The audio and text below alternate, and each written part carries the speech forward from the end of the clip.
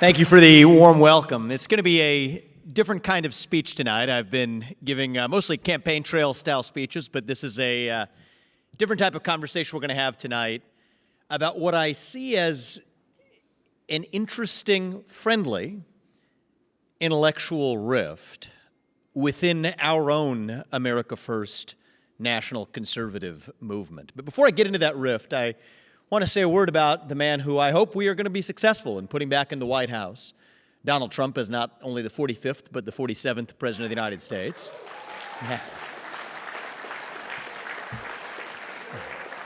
And accomplishing that goal this year is certainly more important than anything we're going to accomplish in this room today, but we all agree on that already. I talked to the man twice today, and every time the sense of energy and revival that he brings to our party is something that's not lost on me, and that's where I actually want to begin. It's going to be a tour of a short history since 2016 and what Donald Trump did in the 8 years since he first ran for U.S. president. The thing that made him so compelling as a candidate in that 2016 primary was that, unlike the other candidates, he didn't just blindly parrot the party's historical orthodoxy with fancy verbiage wrapped around it. He offered an entirely new worldview, actually, one that shattered the historical neoliberal consensus to its core, but one that had, by that point, become pervasive in the Republican Party. He offered a nationalist vision for America's future. On foreign policy, he reimagined our relationships with other countries. He rejected the idea that it was America's job to be the arbiter between the good guys and the bad guys. There's no such thing in our view of international relations, but that it was our job to look at international relations through the prism of what does or does not advance American interests. He was alone in the GOP primary in that cycle in 2016 in opposing forever wars, including the Iraq War, something that bucked the Republican consensus, and so much so that it's easy to forget today how contrarian that was. It's now become the consensus in the Republican Party and probably for most of us in this room. And I think that's a testament to the seismic imprint that he had in the conservative movement, but not just on foreign policy. The same was true for immigration policy, actually. Republicans have long opposed illegal immigration. That's true. But if we're being honest, we have sloppily used the vehemence of our opposition to illegal immigration to actually obfuscate a deeper divide on our views on the quantity and quality of illegal or legal immigration. So pre-Trump, the consensus among Republican elites, and I have to confess, I usually hate using the term elites. I think we're too sloppy about it at times. But here, narrowly, I use Republican elites to refer to the subset of people who were most influential in setting Republican policy.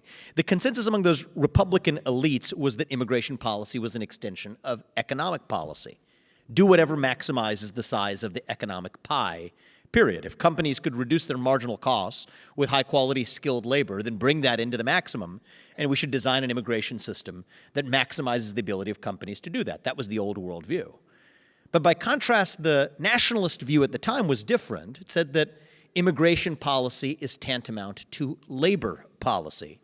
And so unlike the neoliberal economic policies, the most important question was no longer what maximized the size of the economic pie, but what maximized the well-being of American workers. That was the new post-Trump view. The same went for international trade. The historical Republican elite view was that more trade is inherently good, period. And by contrast, the post-Trump new Republican view was that the top objective of trade policy shouldn't just be to blindly increase the size of the economic pie, but instead to advantage American manufacturers.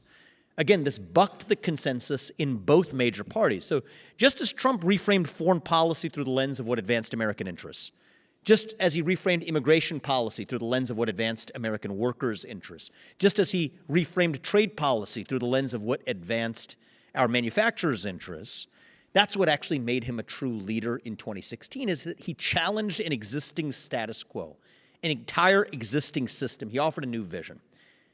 And I think it's a testament to his success that what began as a challenge to the system became the new system.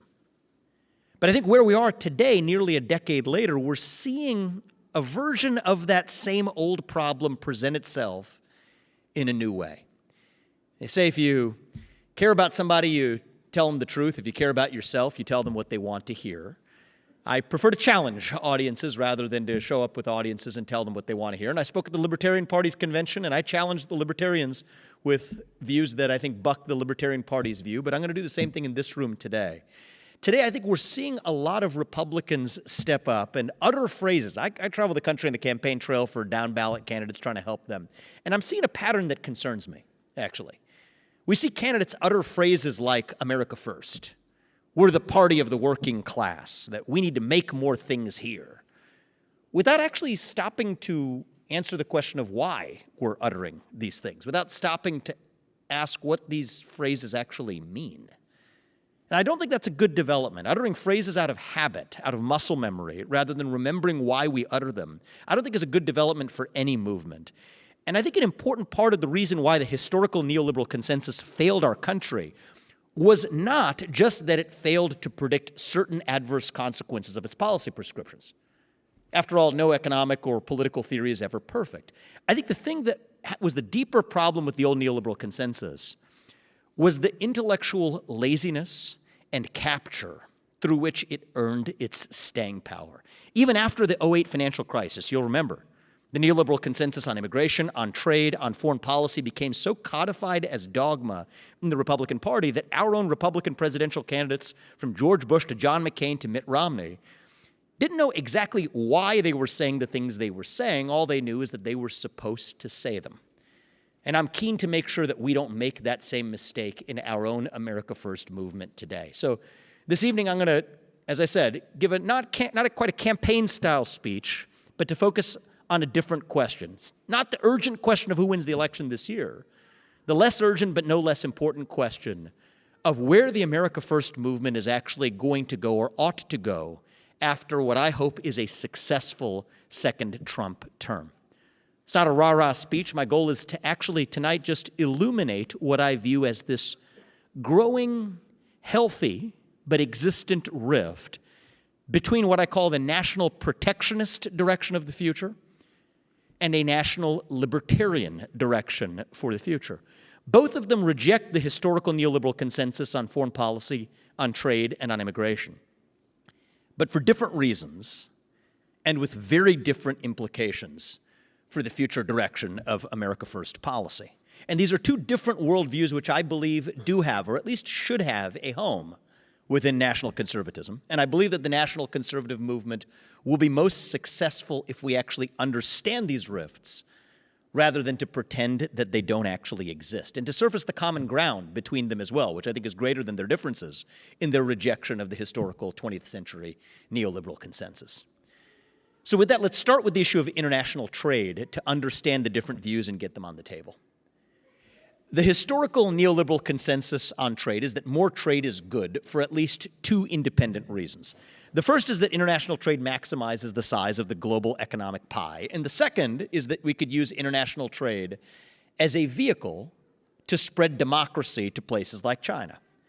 The theory was called democratic capitalism. It effectively said that we would somehow export Big Macs and Happy Meals, and somehow that would spread democracy to places like China. The basic idea is that we could use our money and access to our market to get them to be more like us. Well, it turns out the idea turned out to be wrong on at least three levels. Now, I want to give a round of applause to the woman in the back, because I've been in that position many times. And you're a real hero in this room for being brave enough to bring your young daughter. My older one just turned 2, and believe me, going on a presidential campaign with a near 2-year-old, you have many moments like that one. But it's for their generation that we ask these questions. The neoliberal consensus, I think, has failed on at least those three levels that we ought to at least understand and see clearly. The first one is the most concerning. It increased U.S. economic dependence on China on sectors critical for our national security.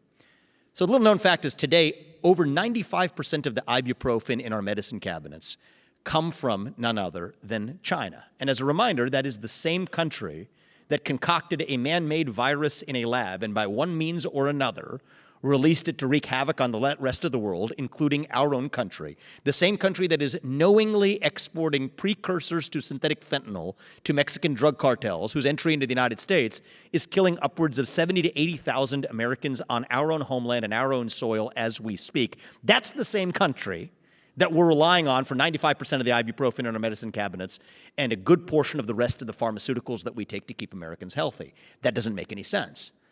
Well, if you think that doesn't make sense in the pharmaceutical industry, And by the way, if that's what they're going to do when times are good, wait till you figure out what they do when times go bad.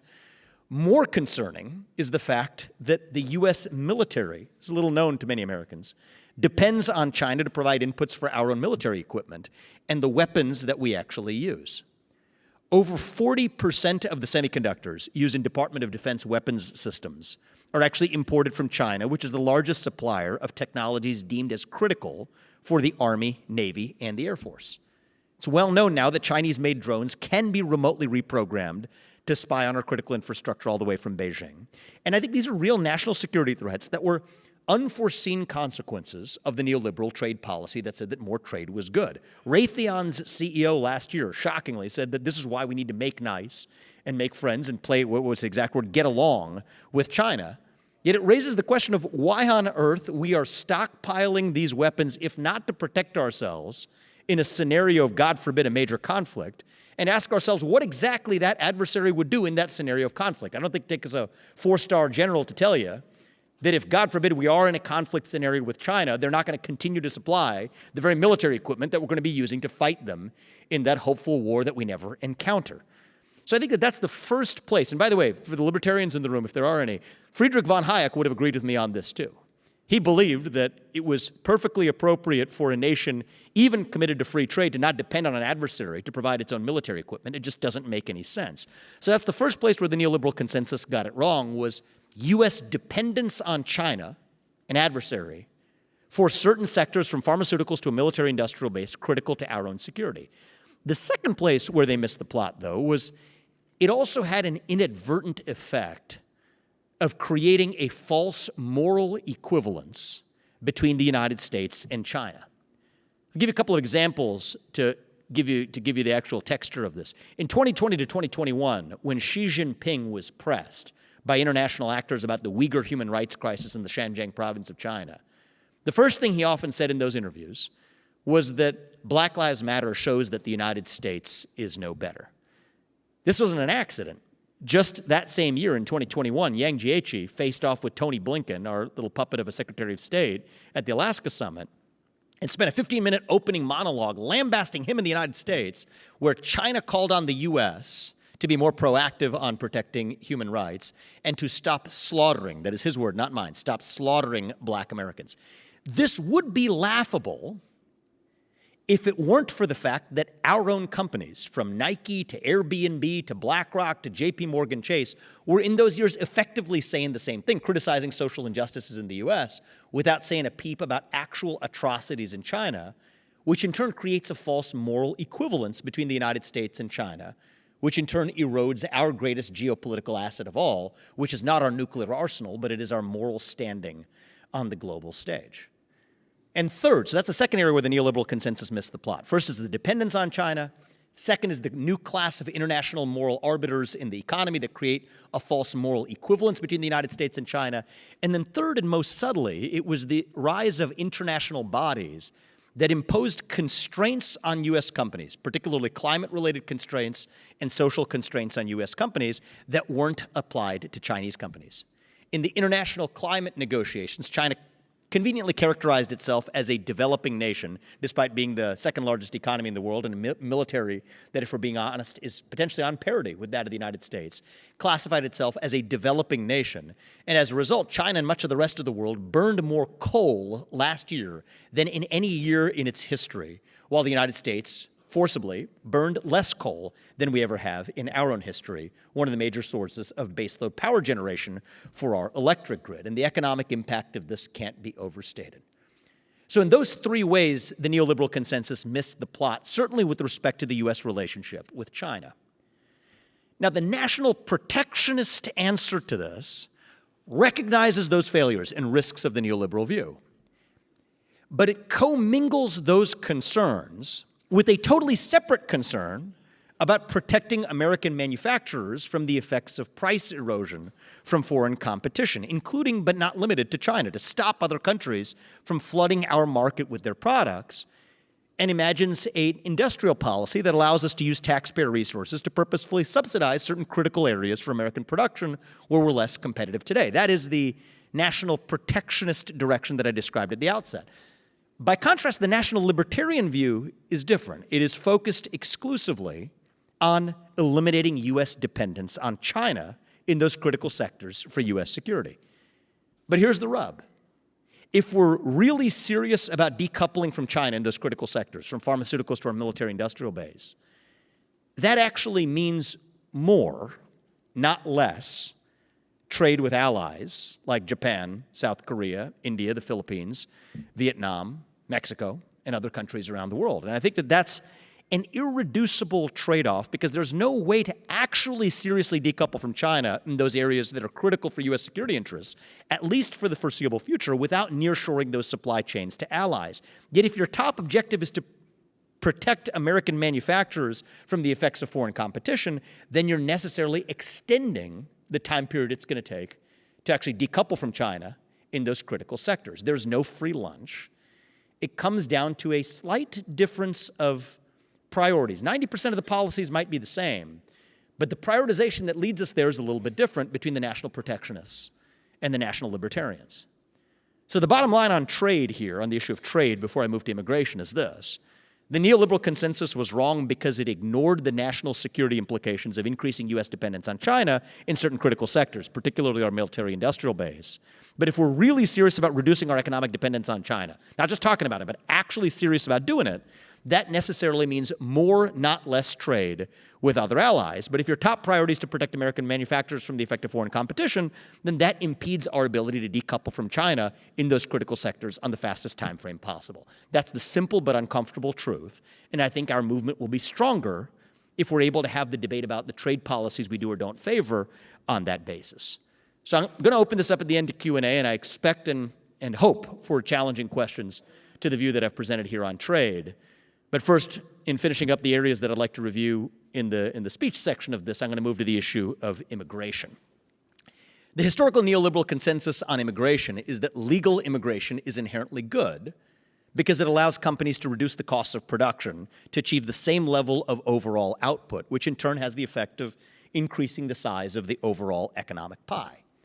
So let's make that specific. On the old view, if a company were able to hire 2 legal immigrants to do a job for $10 an hour, for the same quality, for the same output that an American worker requires $20 per hour to do, the right answer was to design policies, including an immigration policy, that allows the company to hire those 2 cheaper foreign-born workers. By contrast, the national protectionist view is that we should adopt policies that stop those 2 immigrants from taking the job so the single American worker could earn the higher wage. Now, the old school classical economists' response to that is that, well, that's going to reduce the size of the economic pie. It's going to reduce the number of American workers who get hired by companies at all. And I think the national protectionist response to that has effectively been, well, that's just an ivory tower myth that doesn't actually play out in reality. And more recently, I think there have been some creative and thoughtful arguments made that the influx of cheap foreign-born labor has actually impeded the quality of innovation in the United States.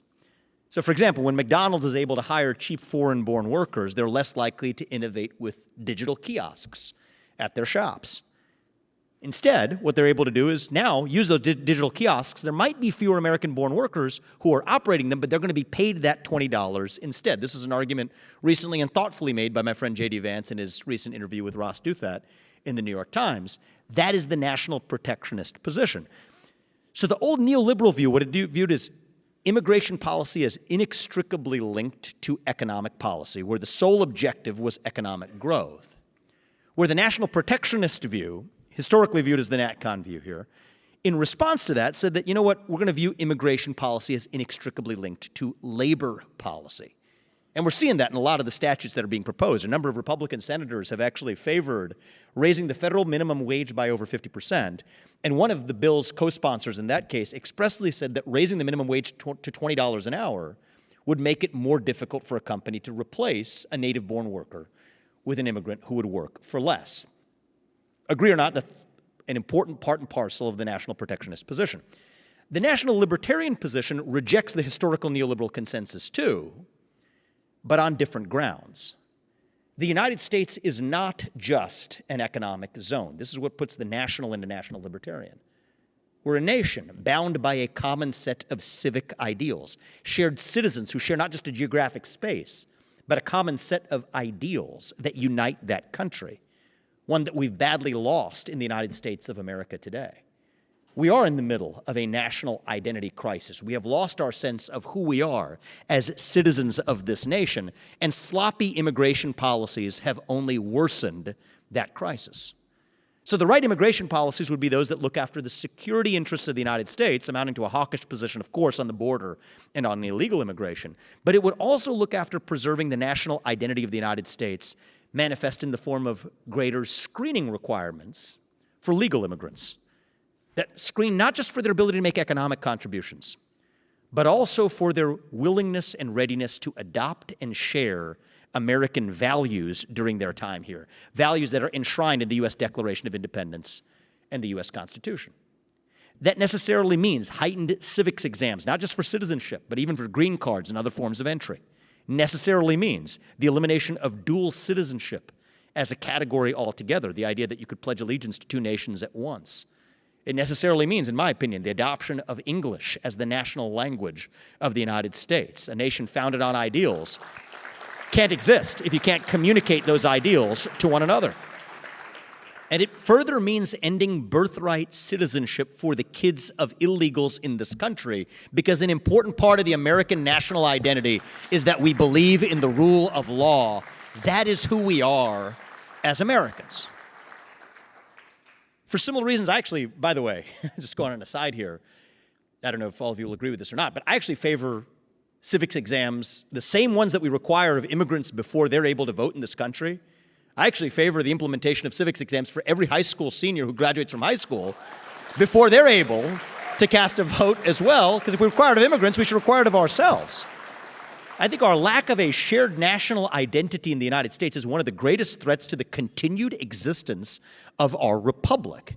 This republic was founded not on a common genetic lineage, not a common ethnicity, not a common religion even, but a shared set of civic ideals that brought together a religiously divided, diverse group of people 250 years ago. And if you believe, as I do, that these common ideals are essential to our national revival, then it should inform not just our immigration policy, but what we expect of our own citizens as well.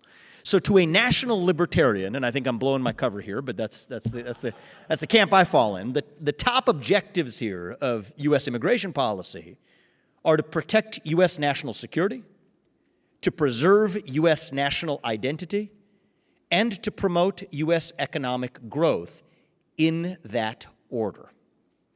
That's different from the myopic neoliberal worldview of yesterday, which promoted economic growth at all cost, even at the expense of national security, and even at the expense of national identity. But it is also different from the national protectionist view, who I believe myopically promote American wage growth, worker wage growth, even at the expense of these other important national objectives. In the national libertarian view, immigration policy should not be labor policy, certainly not just labor policy. And on this view, the quality of immigrants, both in terms of their allegiance to the United States of America and their ability to make contributions to the United States of America, matters far more than the quantity of immigration.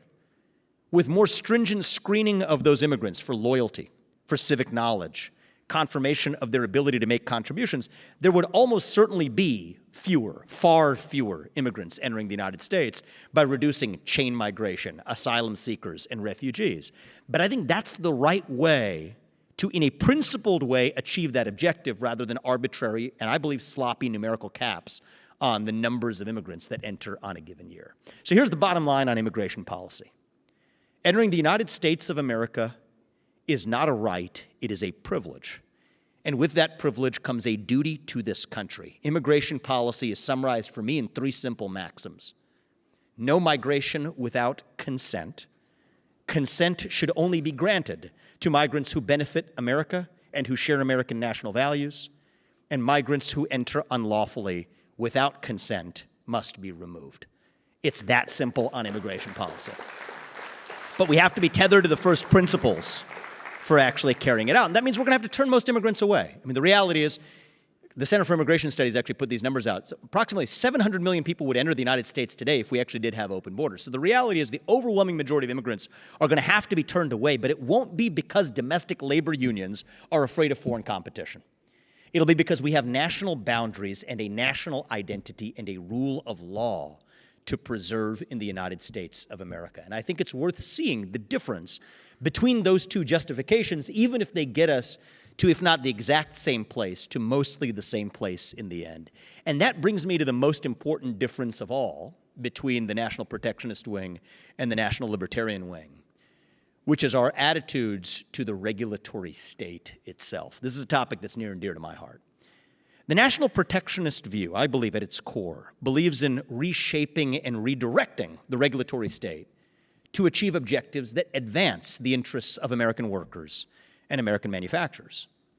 By contrast, the national libertarian view is different. We don't believe in reshaping the regulatory state to accomplish any objective. We believe in dismantling the regulatory state altogether. Not because we don't care about American workers or manufacturers, but because we believe this is the way to best advance the interests of American workers and manufacturers. Reform is not an option. The only option is to shut it down. That is a stark view.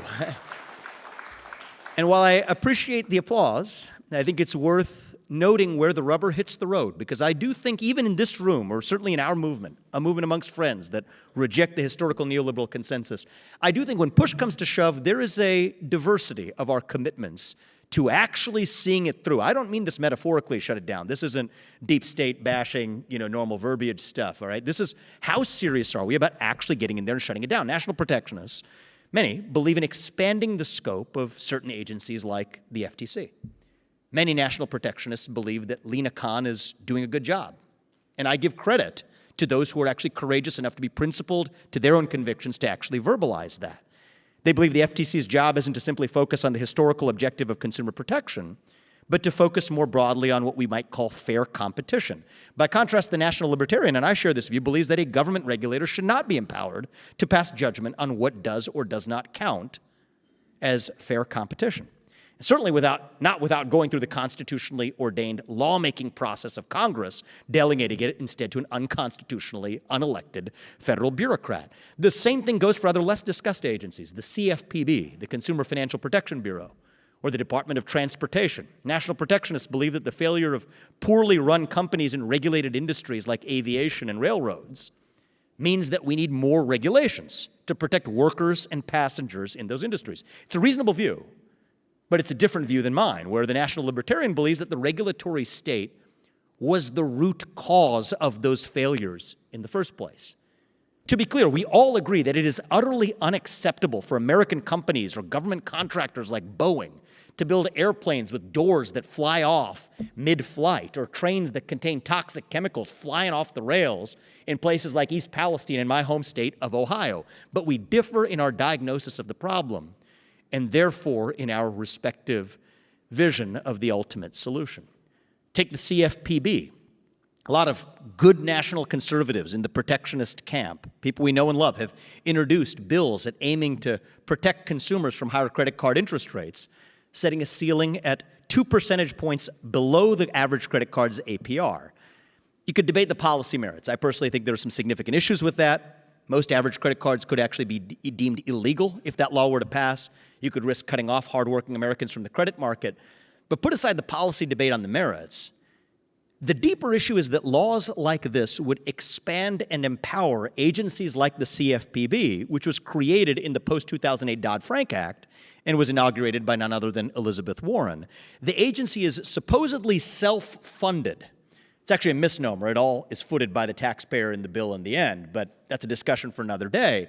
The fact that they call it a self-funded independent agency allows it to escape democratic accountability and the backstop of congressional oversight. Well, guess what? That CFPB, that agency, was the same agency that very recently just started demanding, you guessed it, that small businesses disclose for their loan applicants. They require their loan applicants to disclose their race, their ethnicity, their sex, whether their business is minority-owned, whether it's woman-owned, whether it's LGBT-owned. And of course, everybody in this room is totally against that. Every national conservative is against the weaponization of administrative power to advance this kind of rank social progressivism. But the real question is, why on earth would we then empower that same government agency with even greater authority through added consumer protection regulations? The question is this, do we as America First conservatives really want to be handing rogue government agencies like the CFPB with more power? The national libertarian answer to that question is simple. Hell no is the answer to that question. The right answer is not to give the CFPB more power while admonishing it to do the right things. The right answer is actually to get in there and shut it down. You're starting to get the point. I like that. So I think, look, we've talked a big game as recently about 2023. I'm going to give you a couple more examples, and then we're going to open this up for Q&A. But to really shed light and to see the contrast here, I think it takes getting into the details a little bit. In 2023, you've seen a lot of conservatives step up and talk about recouping bank executive pay for banks that have received bailouts. Sounds like a reasonable idea. If you're a bank that's been bailed out by the taxpayers, that executive should not be getting their bonus or keep their executive pay. Fine. But there's a difference in the question of emphasis. If you're a national libertarian, you believe that the government should not be in the business of bailing out banks in the first place. That's where the real root cause is, not recouping the executive pay. And a strong national libertarian position would go even further, certainly my view, to dismantle the scope creep of the U.S. Federal Reserve itself by limiting its mandate to dollar stability, period, instead of trying to centrally manage inflation and unemployment as some sort of centralized god. It's like the equivalent of a drunken bar patron trying to throw darts, hitting two different targets at the same time with one dart badly missing on both. That's what our Federal Reserve has been doing, to the detriment of American workers, because they have viewed wage growth as a leading indicator of inflation, when in fact anybody who's ever been in the business world knows that wages are the last thing to go up in an economic cycle, which means they tighten monetary policy right into a downturn of the economic cycle, which gives us booms, busts, and then what do you know, bailouts in the end, and having a side debate about whether or not we should recoup bank payments, when in fact what we need to be doing is put the Federal Reserve in its place. That's the national libertarian view, which is a very different emphasis than arguing after the fact, have a national protectionist that looks the other way when Silicon Valley Bank gets bailed out, but then the question about how we actually recoup executive pay is the only thing that's left. The Department of Education is another example.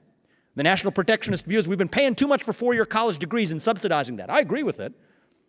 Now, in one view, the right answer is, well, we need to instead subsidize more trade schools and vocational education. To be clear, I think trade schools and vocational education are important for the fabric of the United States. But the question is, what role do we want the Department of Education playing in that? Do we really want the same agency that has infected woke dogmas in our public schools across the board, inflated the cost through subsidies for four-year college education, to now be the same bureaucracy that somehow is tasked with carrying out the noble goal of fostering and subsidizing vocational programs and two-year college degrees instead? No, the right answer is not to reform the Department of Education. The right answer is to get in there and shut it down. That is the principled position, and return that money to states and their citizens. And so I think the bottom line on the regulatory state is this. I think everybody in this room agrees, myself included certainly, that we need to get in there and start deporting millions of illegal aliens who should not be in this country in the first place. But I think we might vary in our level of commitment to the second kind of mass deportation that I believe we also require, which is the mass deportation of millions of unelected federal bureaucrats out of Washington, D.C. as well. That's what it means to actually get in there and shut it down. And it's notable that the conditions have never been more ripe in our history, certainly in the 100-year history since the advent of Woodrow Wilson's administrative state expanded under FDR, and probably nearly every major president since then. This is a historic opportunity that we actually have to get in there to do it. After 2022, West Virginia versus EPA, that held major questions cannot be decided by administrative fiat, by the recent rulings of the Supreme Court this cycle in Loper and in Jarkissi from the Supreme Court that effectively said that many of these agency actions are unconstitutional. An amenable U.S. president has never been more empowered than he is today to actually take back the power from unelected bureaucrats and put that power back and vest it in those who have actually been elected. The mechanics of how that would occur, it's important. That's a topic for another day. I'm not going to plan to get into it unless it comes up in Q&A. But what I will say is, for the first time in modern American history, certainly in a generation, the national libertarian dream is no longer a fantasy, but an achievable reality. So in conclusion, the difference between these two philosophies of national conservatism comes down to a question of prioritization. The neoliberal view is concerned with two core objectives above all else: maximizing the size of the economic pie and using capitalism as a vector to spread democracy around the world to project U.S. power. That was the neoliberal view. By contrast, the national protectionist view focuses on guaranteeing wages for American workers and to elevate the prices that American manufacturers are able to command in the marketplace. Whereas the national libertarian view is concerned foremost with getting in there and actually dismantling the regulatory state as its top concern. Not because this objective is more important than adopting policies that help workers and manufacturers, but because it is the way to help American workers and manufacturers. I don't think we're going to beat the left by adopting the methods of the left. I don't care to replace a left-wing nanny state with a right-wing nanny state. Our goal is to dismantle the nanny state altogether, permanently once and for all, to burn it and metaphorically burn its ashes once more, and if we succeed in doing so, that will mark the beginning of an American revival that starts with the radical principle of the American founding, that the people who we elect to run the government will once again be the ones who actually run the government. Saying hell no to the vision of old world Europe that distrusts we the people, that said we the people can't be trusted to sort out our differences on climate change or racial equity. We say hell no to that vision. We the people, for better or worse, will govern ourselves without the managerial class of the administrative state telling us how we live our lives, and we will not take over that apparatus for the purpose of redirecting it. We're going to get in there for the purpose of actually once and for all shutting it down. Thank you for your warm welcome, everybody. I look forward to opening this up for a few questions of conversation before we wrap tonight. Thank you. Thank you.